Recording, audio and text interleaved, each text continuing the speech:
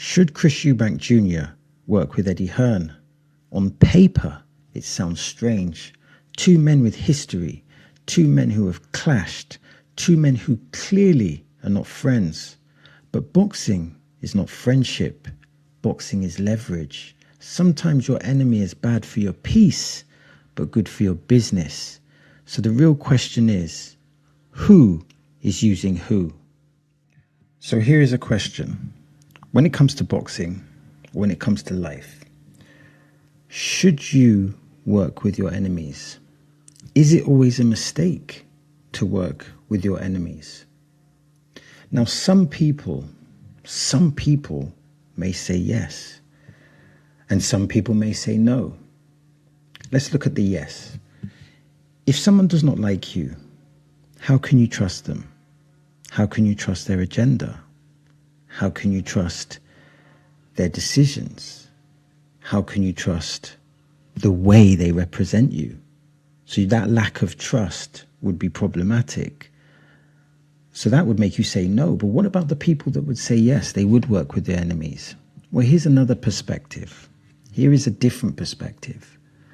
Sometimes working with someone you do not actually like can bring more clarity in your mind. Why? Why would that bring any more clarity? Because you are not blinded by the emotional perspective. You are not blinded by the friendship. You are not trying to protect the relationship. And that can happen if there's a friendship or something more than an acquaintance. In other words, when there's not a friendship, particularly in a boxing context, you're looking at the situation for what it is. It doesn't have all these emotional attachments. And in a way, I guess that relates to Chris Eubank Jr and Eddie Hearn's relationship. It can only work if you can work with your enemy, assuming that they really are enemies. And how do you define an enemy? Is a competitor your real enemy, or is it an enemy of type? Think of this. If someone you dislike brings you a business proposal, you're not emotionally attached to them.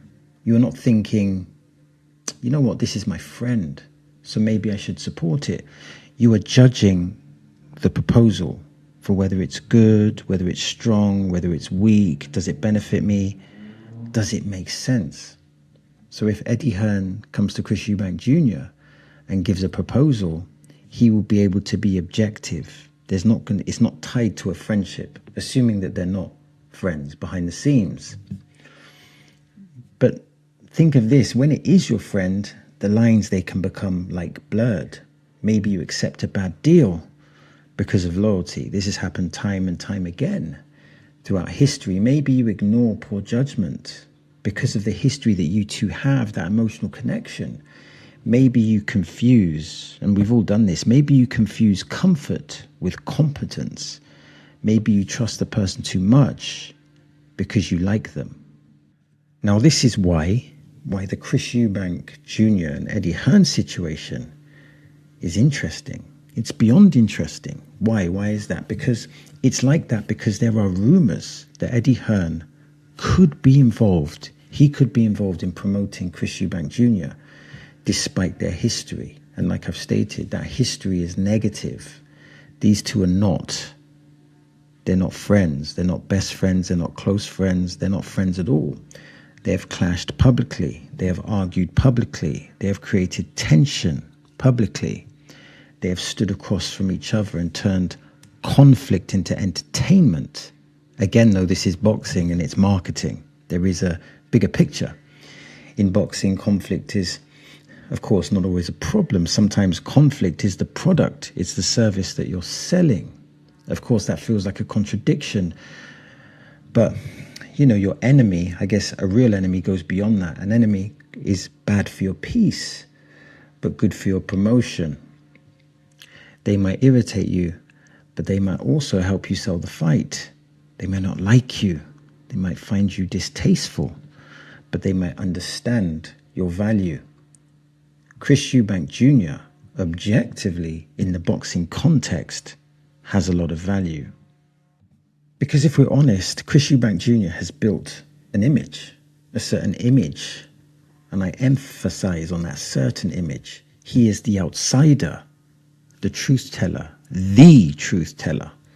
the man who speaks differently, the man who does not always follow the script. He is his own script, the man who creates reactions without really needing to do much. But here is the question. It's an important question. What is the truth now? Or is there truth? If Eddie Hearn promotes Chris Eubank Jr., does that damage the truth teller image? And does that matter? Or does it actually prove the truth? Because maybe the truth is simple, and it often is. Chris Eubank Jr. is not loyal perhaps to the emotion. He is loyal to the opportunity. He follows leverage. He follows the biggest deal. It makes sense. That is a logical thing to do. He follows the best position. And as human beings, we're always initiating to find and leverage the best decision or position. And at this stage of Chris Eubank's career, the later stage, who can blame him? Boxing. Is boxing about friendship? I think it's a safe argument to say that boxing is not about friendship, but boxing is about clarity, but not a clarity of friendship. Boxing is not a family reunion. Clearly, boxing is business, and business comes with consequences. And in business, there's one thing that truly matters, and that is money. So there may be a deeper question here, or maybe I'm just looking too deep into it, but there may be a deeper question. Is every bag worth taking? Is every financial opportunity worth it? And is this where it becomes dangerous and contextualized? Because based on this premise, not all money is clean money. And when I say clean, I don't mean legal. I'm talking in an ethical sense. Not all money is smart money. Some money comes with pressure, with caveats. Some money comes with control. Some money comes with a narrative already written for you. Some people give you a deal because they believe in you. There's some morality in that. But some people give you a deal because they know exactly how to use you. And that is a difference. And that's a significant difference. That difference is significant. It's ethically significant. And this is where Eubank Jr. perhaps has to be careful, because Eddie Hearn is a brilliant promoter. He understands the game, a master of the game. He understands timing. He understands storylines. He understands tension. He understands how to make people care. He knows how to take a disagreement and turn it into a headline. He's a master of that. He knows how to take conflict and turn it into money. He knows how to sell the theatre before the fight even starts. And Chris Eubank Jr. is made for that world. And he is polarizing. He is confident. He is unusual. He talks in a way that gets attention. That's a skill. He does not need everyone to like him. In fact, sometimes it benefits him when people do not like him. That is the marketing power, or the power of marketing. And I've just realized I could be speaking about Eddie Hearn or Chris Eubank Jr. because they share that superpower. But marketing is one thing and fighting is another. Here's a question, or here's some questions. How much does Chris Eubank Jr. have left? That is a serious question. And what is the motivation? What is the motivation now? Is he chasing legacy? Or is he chasing one more big night? Or is he chasing the biggest payday available? Or could he be chasing all of these things? Is he trying to prove people wrong again because he's dangerous when he's in that mindset? Or is he trying to leave the sport with maximum value? And who would blame him? Because when a boxer reaches the later part of their career, the conversation starts to change. It is no longer just about ambition. It's no longer about the ambition to be the best. It is about the calculation. What fight makes the most money? What fight gives me the most attention? Remember, attention is often related to money. They mostly have a relationship. What fight gives me the least unnecessary risk? What fight makes sense for the stage of where I am? And this is not weakness. That is understanding the boxing business. Now, as we know, boxing is dangerous because the business does not bleed. The boxer bleeds. the fighter bleeds. The promoter, they sell the event, which is not an easy thing to do. It's a difficult job. But the boxer, the fighter, absorbs the physical damage. The promoter builds the storyline. They build it. But the boxer, the fighter, lives with the consequences. The promoter can move on to the next show.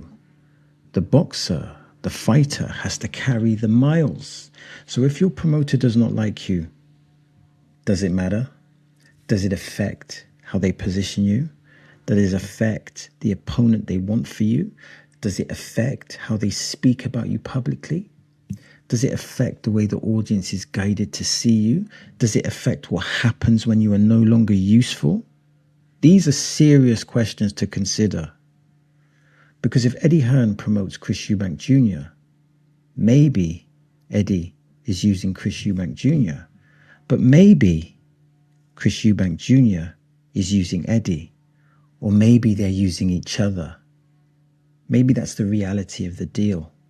Two men who do not need to like each other, two men who understand each other's value, two men who consider the table because the numbers make sense.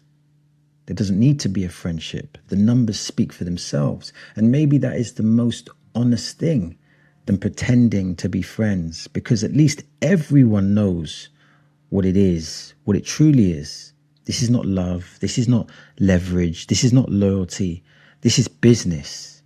This is not friendship. This is a transaction. Now, Chris Eubank Jr., I feel, needs to ask himself that important question, or questions. Am I being promoted, or am I being positioned? Am I the main asset, or am I the name being used to build someone else?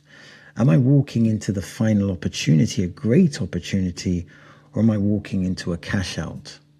There is danger when we answer these questions, because when a fighter is rising, a promoter protects the investment. They protect the cash cow. But when a fighter is older, sometimes the promoter, they simply sell the ending. That's what they're supposed to do. And Eubank Jr. has to know which version of the story he is in. He really does. Because not every enemy is dangerous. Some enemies sharpen you. Some enemies make you alert or make you more alert. Some enemies force you to think with greater clarity, to think clearly. But some enemies are patient. They wait until your name is still valuable, but your body is not the same. They wait until the public still cares, but the risk is growing. They wait until the deal looks too good to reject. Then they make the offer. So should Chris Eubank Jr. work with Eddie Hearn? Maybe. If the terms are right, if the money is right, if the opponent is right, if the control is right, if the timing is right, and if the exit plan is clear. Because working with your enemy can be smart, but only when you understand the game being played. And in boxing, the biggest danger is not always the enemy across the table. Sometimes it is the deal that looks too good to question. So that's the end of the video. Now I'm trying to build a digital boxing community. That means I'm interested in your comments, I'm interested in your questions, and I'm interested in your observations. Now, if you want to support the channel, simply like and subscribe. And if you want to watch more content, then simply click here or click here. As always, thanks for your time. It is much appreciated.